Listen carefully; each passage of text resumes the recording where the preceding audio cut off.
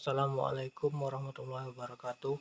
Perkenalkan, nama saya Rizky Ilham Saputra, NIM 201200388.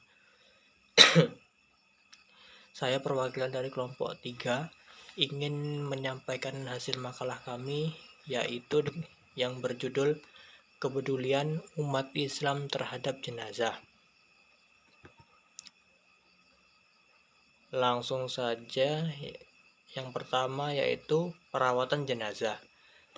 Bagi salah seorang muslim yang meninggal dunia, terdapat beberapa kewajiban yang harus dilaksanakan oleh saudaranya sesama muslim yang masih hidup. Salah satu kewajiban tersebut adalah menyelenggarakan jenazah. Menyelenggarakan jenazah adalah sesuatu kegiatan yang dilakukan terhadap seseorang yang telah meninggal dunia. Bagi umat Islam, penyelenggaraan jenazah terdiri atas memandikan, mengafani, dan menyolatkan serta menyolatkan maksudnya. Secara singkat dan dipaparkan dideskripsikan oleh masing-masing kegiatan tersebut. Pembahasan yang kedua yaitu memandikan jenazah. Persyaratan jenazah yang dimandikan yang pertama adalah 1. Jenazah muslim laki-laki atau perempuan. Yang kedua, tidak mati syahid. Artinya, tidak mati dalam membela agama Islam. Tubuhnya ada meskipun hanya sebagian. Selanjutnya, tata cara memandikan jenazah adalah sebagai berikut. Yang pertama, mempersiapkan dahulu segala keperluan untuk mandi. Yang kedua, mempersiapkan air mutlak. Apakah air mutlak? Yaitu air suci yang mensucikan. Yang ketiga, tempat memandikan sebaiknya pada tempat tertutup.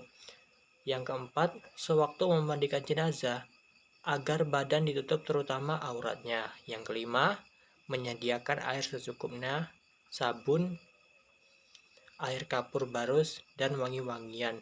Yang keenam yaitu sarung tangan 1 atau 2 setel, handuk atau kain basahan, dan lain-lain yang diperlukan. Yang ketujuh yaitu memandikan dengan bilangan ganjil. Bilangan ganjilnya yaitu 3, 5, 7, 9 atau lebih. Yang ke-8, bersihkan semua kotoran, najis, dan seluruh badan jenazah. Sebersih-bersihnya dengan hati-hati dan lembut. Artinya, dalam memandikan jenazah tidak boleh terburu-buru dan memandikannya dengan secara lembut. Lebih tepatnya jika memandikan jenazah yaitu memakai sarung tangan. Yang ke-9, memijit atau menekan perutnya perlahan-lahan dengan hati-hati sekali. Lalu membersihkan auratnya dengan menggunakan kain atau sarung tangan. Yang ke-10, mewudukan jenazah. Seperti biasa mewudukan.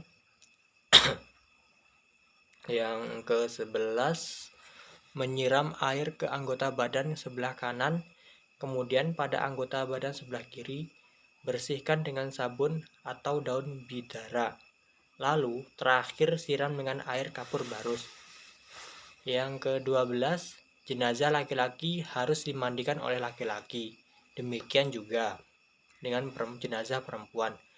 Namun diperbolehkan seorang suami atau istri memandikan jenazah suami atau almarhumah istrinya tersebut.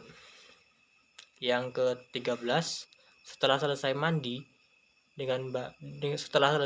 memandikan dengan baik, bersihkan, keringkan badannya dengan handuk. Yang pembahasan berikutnya yaitu mengafani jenazah. Dalam aturan pokoknya, inti dari mengafani mayat atau jenazah adalah membungkusnya secara rapat, kecuali untuk khusus jenazah tertutup dengan kain kafan. Tidak ada teknis khusus yang menjadi pakem dalam mengafani jenazah. Bahkan kalau hanya sekedar untuk melaksanakan kewajiban fardu kifayah ini, menutupkan kain kafan pada auratnya saja itu sudah dikatakan sah, meskipun hanya dengan sehelai kain. Langsung saja kita ke pembahasan yang tentang tata cara mengafani jenazah. Nah, yang pertama yaitu hendaknya menggunakan kain kafan yang berwarna putih. Para ulama bersepakat atas disunahkannya menggunakan kain kafan yang berwarna putih. Yang kedua, untuk laki-laki dengan 3 lembar kain, dan untuk wanita hendaknya menggunakan 5 lembar kain. Mengapa harus 5 lembar kain? Dari Aisyah, ia berkata, sesungguhnya Rasulullah SAW dikafani dengan 3 kain Yaman yang putih dari Sahuliyah tanpa baju dan sorban. Yang ketiga, memungkinkan kain kafan tersebut salah satunya adalah kain yang bergaris. Diriwayatkan dari Jabir alaihissalam, ia berkata, aku mendengar Rasulullah SAW bersabda, jika salah seorang di antara kalian meninggal dunia dan ia adalah orang yang mampu, hendaklah ia dikafani dengan kain yang bergaris. Yang keempat, sebaiknya jumlah kafan lebih dari 1 helai dalam jumlah ganjil.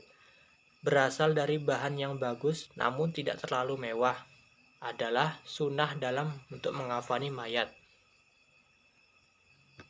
Selanjutnya 6. Yang keenam yaitu biaya.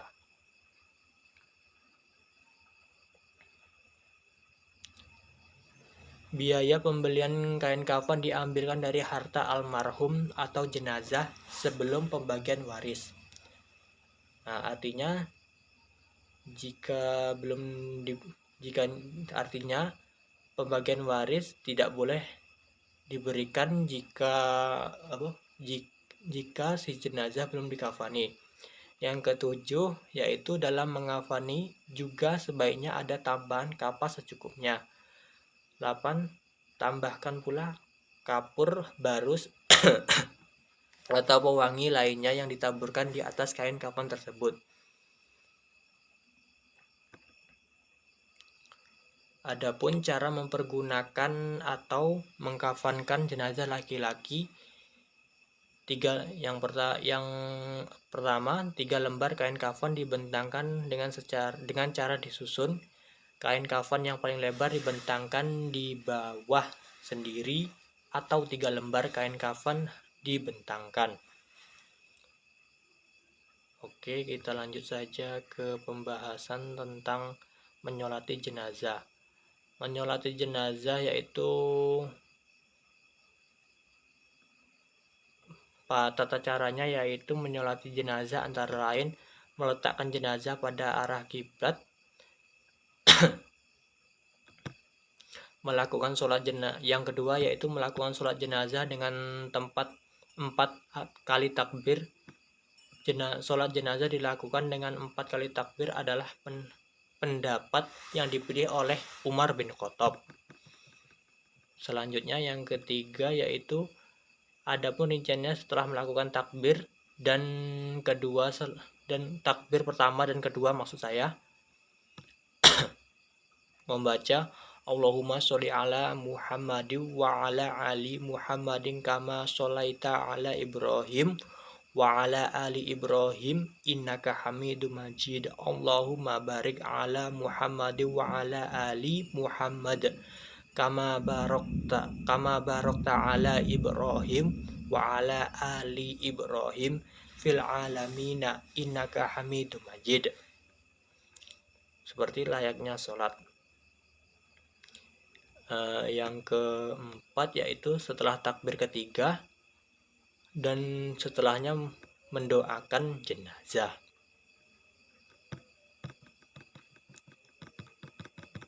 Sebentar.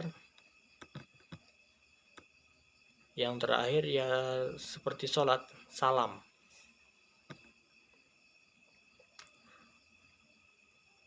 Waktu-waktu yang dimakruhkan untuk mensolatkan jenazah antara lain ketika matahari terbit sampai meninggi setinggi tombak.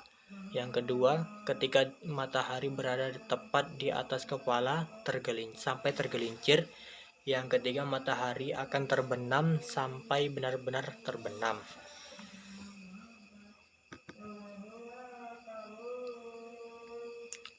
Langsung saja kita pembahasan yang berikutnya, yaitu takziah. Nah, takziah dalam bahasa Arab adalah menguatkan. Artinya, kegiatan bela sungkawa untuk menguatkan keluarga yang bergabung karena ditinggal mati si mayat atau si jenazah ya. Seorang muslim dianjurkan untuk menghibur dan meringankan beban sesama muslim lainnya melalui takziah tersebut.